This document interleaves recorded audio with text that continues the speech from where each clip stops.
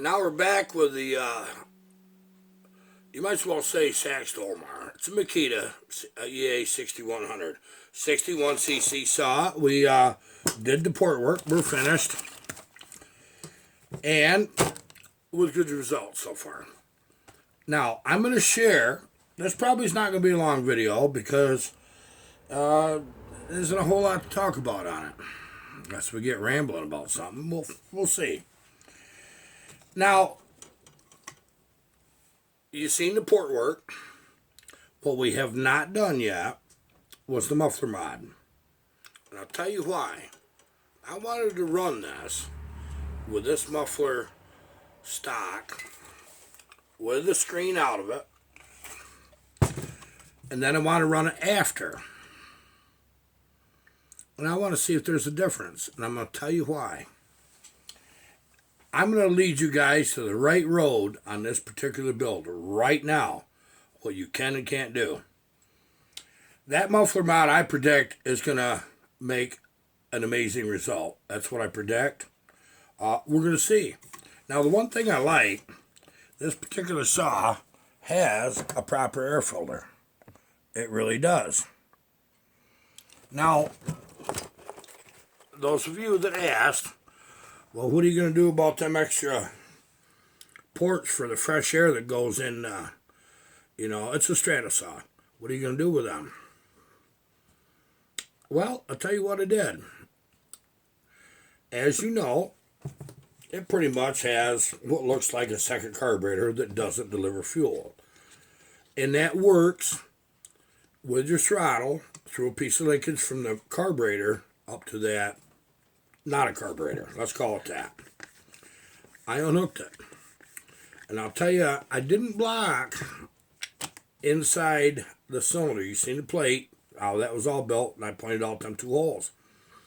I did not block them off. And I'll tell you why I didn't. I was unsure whether this carburetor was depending on that air going in there also for the state of tune. Meaning, if I just block that off, all of a sudden, is this sucker going to go extremely rich and you can't do anything about it? Nope. Did not. It did not go rich. So, yes, you can block them off. I might change my tune after I run this in the wood. Now, that worked. Just taking that linkage off between the carburetor and this little bugger right here. You can see it in there. Notice it does not open. When the carburetor opens, that does not open anymore. Because I fixed it. Yeah, I fixed it. Now, there wasn't one of them kidney-shaped doodaddies like I seen in the 7900 and 7910 in the carburetor or in the muffler. What it was, it just went straight in and had a series of holes. Whether that's enough, I don't know. I'm going to assume not, because quite honestly, they just not. Now, the goal was to make this where you can cut trees, at least smaller timber. Go logging with this with a 24-inch bar. They're rated for a 20-inch bar. So you're asking a lot, guys. I have a feeling this will be tried out in hard maple, so that'd be interesting, won't it? Now, on this particular carburetor, you have an adjustable low jet. It doesn't appear to have a limit. The high jet, at first all you see is just a little round stud. But when you look in there, they have a special tool. Makita does, Saxdolmar, to adjust that high jet. I might actually have one. So yes, it is adjustable. So what I suggest, if you're doing this build, I know I can get that out of there. It'll just unscrew. What I'm going to do is I'll take a little cutoff wheel and I'm going to cut a screwdriver slot in it so you can adjust the high jet on the saw. Now, like I said, I don't know if that went rich enough or we just did a good enough job in them transfers and our timing that made a difference. But I will start the saw for you. Quite interesting saw, actually.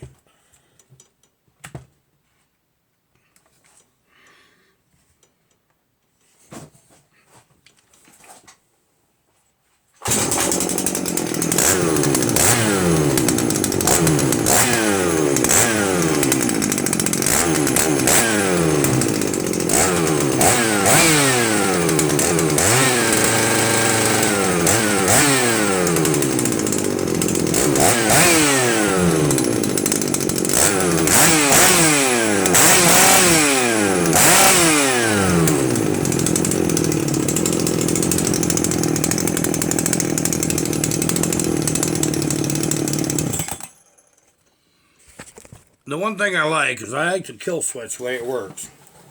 To shut this saw off, it's really unique. All you do is just tap down. It's spring loaded. You just do that and it comes back. It'll restart right where it is now. I don't have to, like steel, you always had to finagle around with them to get them back to run position. But that's fantastic. Nice running saw, it really is, even with a restricted muffler. I'm very happy with this. I did have to adjust the low just a bit. I had to give it just a little more fuel. Okay, expect that. That's something that happens. Not a lot, 1/8 of a turn at the most. And maybe once we get a chain on it, we'll see if we need to adjust the height a little bit after we run this a bit. You know, you got it. That's a brand new saw, so you know, people that hand me brand new saws really tickle me because they have faith in what I do. And the only concern with this particular guy is my logger buddy saw. It's like, what about the warranty? I said, screw that warranty. It ain't worth it. I said, let's make it right. I says, you can use it for smaller wood, pine, large stuff like that, plantation pine. But you're gonna take this saw out there in the hardwoods. It just ain't gonna happen. Stock. Now we gotta run it and see. Now, like I told you, I like this air filter. And I'm gonna turn this down, and I'll put that air filter on. Just a little screw. Put that right on here.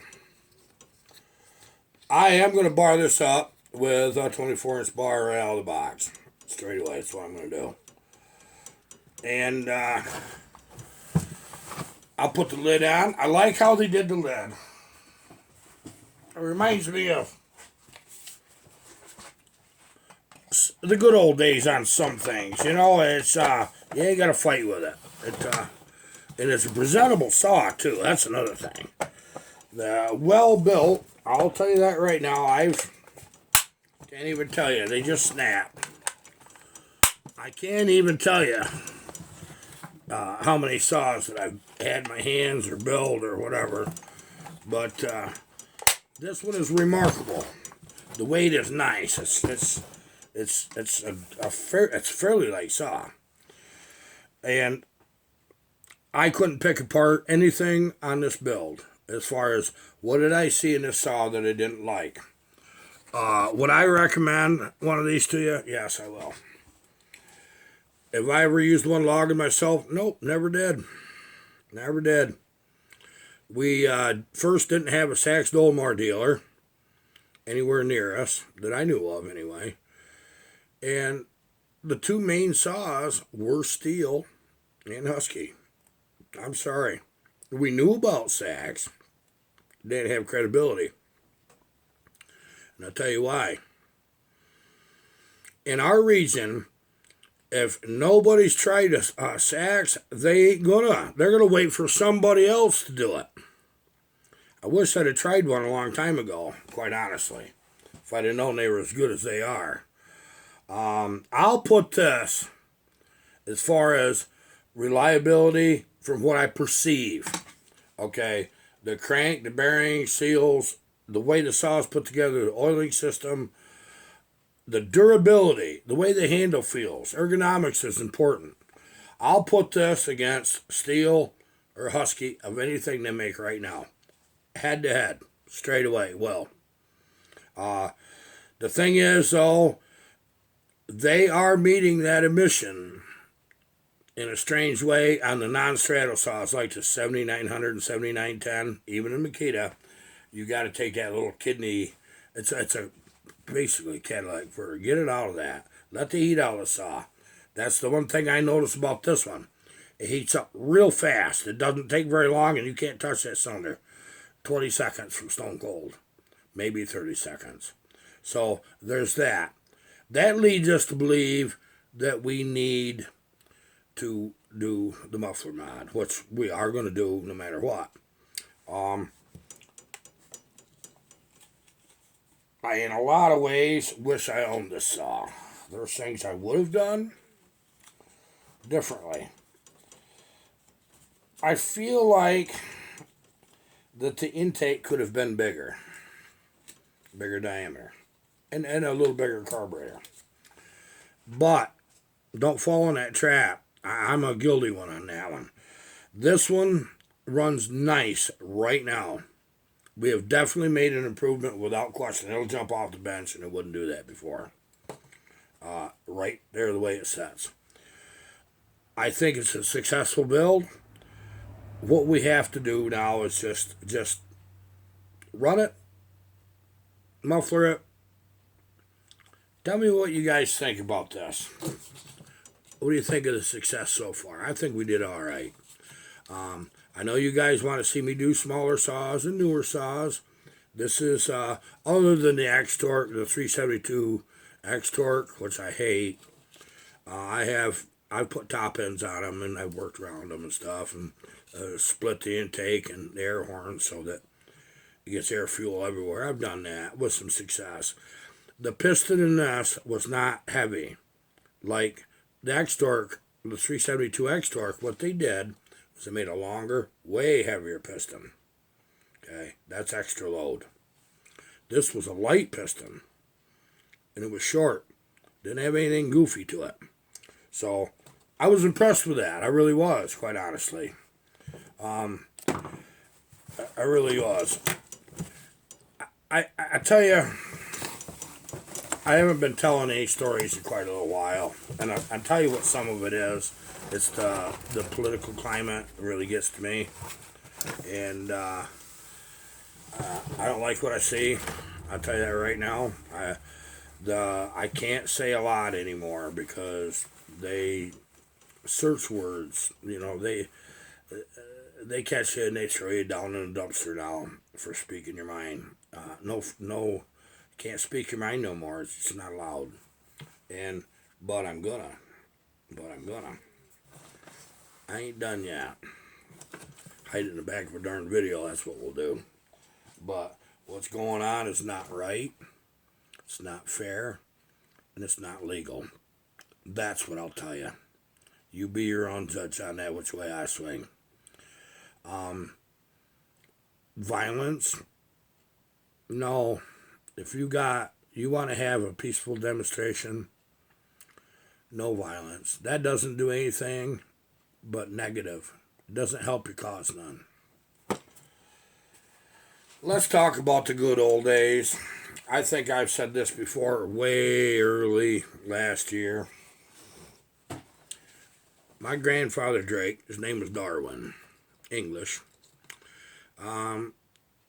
His dad, I would have loved to met, my great-granddad. I never knew him.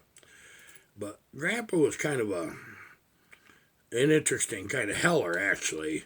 Hard-working farmer.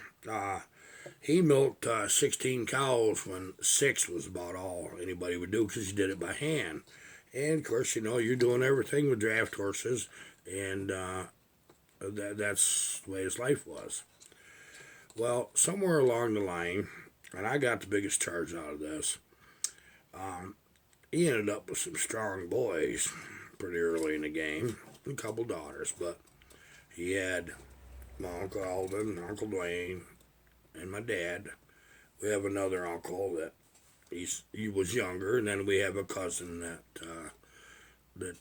my grandparents raised. Their daughter had died during childbirth, and they raised him. and this is what families should do. And I know that a lot of you hear about things like that, and that's the way it is. Well, one day, my grandfather Drake was going out across the freaking, I believe it was the North Road up on Bush Hill. I know he's coming from the house, and he was halfway to where he's going. He had two of the boys with him. Well, this story was so darn funny. Along the way, they met another local farmer that lived in the area, and just like it always was, and it should be today still, it is, that farmers work together if there's a problem. Well, this other farmer had he had all girls, and they were getting, above toddler age, and one thing and another, and well, as just like two farmers in a pickup, one's going this way and one's going this way. They stopped and they started talking, Grandpa and this other feller. And Grandpa had the two boys because he had a whole load of feed that he had sold and he was delivering it. And I don't know what the other feller had in his wagon, but he had something. But he says, Grandpa says, I'll bet right about now what you got to do when you get where you're going. He said, I'll bet you'd have wished you'd had some boys. He said, look at my fine, strong lads. They're old enough to work, and the one can drive horses already. He's doing pretty good. Oh, the other farmer, he just, well, he says, yeah, he says, you're right. He said, I got all girls, and you got some fine boys there. He said, I gotta say that. He said, yes, that'd be nice. But he said, if my daughters take after their mother for looks, I'll have your boys. He said that. Isn't that funny? I'm sure there was some visiting after hours. That's what I'm going to guess. As trust me, it's the same now as was back then. 16, 17, 18-year-old boy will walk a long ways to go visit a pretty girl at night. Hey, doesn't change. Don't let anybody fool you. If you're young, you're in high school, out of high school, working first job, starting a new family, and you've heard all the old-timers say, oh, my goodness sakes, this young generation ain't worth a darn. They ain't nothing like when we was kids. Boy, they're just worthless, Now the argument is you got the cell phones and the video games. It's just corruption. They don't work. I know a bunch of you out there that do. I know you do. Because I heard this growing up. Oh, my goodness sakes, she says, these kids today, and this is in the 60s, aren't worth a darn. They're nothing like our generation, Why is that? And I asked Dad about it. I says, why do they say that? He said, I don't know. He said, I was born in 1935. And he said, by the time I was 10 years old, you know what they said to us? Oh, my goodness sakes, this generation isn't worth nothing. Give these freaking young people some encouragement and give them a chance. That's what I'm saying. Yeah, do that. You'll be surprised. I've done that all my life. And I'll tell you why. I'm not 60 years old. I'm 60 years young, okay? I know they say stupid is as stupid does, but I'll do some pretty dumb stuff to this day. I go out there and just terrorize the world on dirt bikes. Yes. Fat, old, out of shape, bad knees, and rods in my back. I got 10% left. You heard me say it, and I'm going to use that 10% as best I can. And I'm going to enjoy myself. And by the way, I ride with 16 to 25-year-old lads, and they can ride, trust me. And I ride with them. You want to feel young? Get away from the old in the head. If it's in your mind, get away from the old. Start being with the young. We know so much just from experience.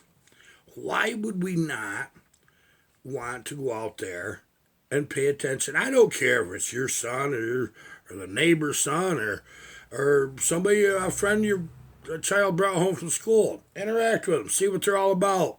Show them some skills you got. They're fascinated. They want to learn. The kids want to learn. You're going to get your percentages that I probably sure the last 100 years at least, or 200, has remained the same. You're going to get that percentage that just plain lazy. You're going to get them that work too hard. You're going to get them that have absolutely nothing and have to work for every freaking little thing. There was times in my life I didn't have much. We never had toys. That just a little. If you got toys of any kind, as a family got them for you. I only ever had one brand new bicycle in my life, and I rode the wheels off that. I'll bet you I put 30,000 miles on that sucker. That's what I bet. But I'll tell you what I did have. I had love in my home. I had grandparents across the way, and I had grandparents on the farm. Two different types of grandparents, quite honestly. The stories that both my grandfathers would tell me, you want to, if you're young, and you're a little, like, young, you want to hear stories from your granddad, get away from grandma and your mother. Get him off the side. Hey, Grandpa, tell me some story. Nah, none of that. We worked hard, for 20 cents an hour. I don't want to hear that. Tell me what you did. Tell me the things you did when you was young that got you in trouble. Let me know what you did. Do that. You'll be surprised. If you don't have grandparents, talk to somebody else's. There's always old men, old women. They don't want to hear the stories. They don't want to corrupt They don't want to corrupt a young youth's mind. That, or they don't have time to deal with it. I do. I love kids. I really do. I'd have had 10 if it was possible. I really would. Things didn't work that way. I'm blessed with what I got. I got a son and a daughter. Yep. I'm blessed with what I got. I don't know where Barb found these. But these are distributor wrenches. That's what we used to call them. You remember when your car had an actual distributor and it had points in it? Little wrench sets like that's what you use to adjust the points, put the points in and out, little screwdriver. Dwell meter, use the dwell meter to get it dialed right in. You timed it by ear. You remember that? Yeah, you get that where it idle as low as you could when the engine's warmed up. You bring that distributor slowly forward until the engine was as high as it would go for RPMs, idling. And then when it started to drop off, you pulled the timing back, and then you went just a whisker more. And then you started to make sure it didn't kick back on a starter, because you don't want that. That's where them old motors run the best. And it's kind of something I do with the old tractors, too. I still do that. I could talk for hours and tell you so much that has happened in my life and things I've seen. And it's funny. All of my stories I tell you are true. If it was repeated to me, I'll tell you that. But I share my experiences is what I do. I share. And you know what's cool about these old stories? I'm not done yet. I'm making new stories. I'm still out doing things they're going to make the someday stories. Isn't that fun? It really is. I hope we can have a gathering and get together of some sort this year. We were cheated last year, out of bucket stock. I really want to see all of you, as many as you can. I know life gets in the way, but I want to shake as many hands as I can. I really do. And I want to get to know you better. I really do. We have some information for you. We have a local fella that's a year older than me, I believe, maybe two. I'm not sure. He is a historian. He's a local historian.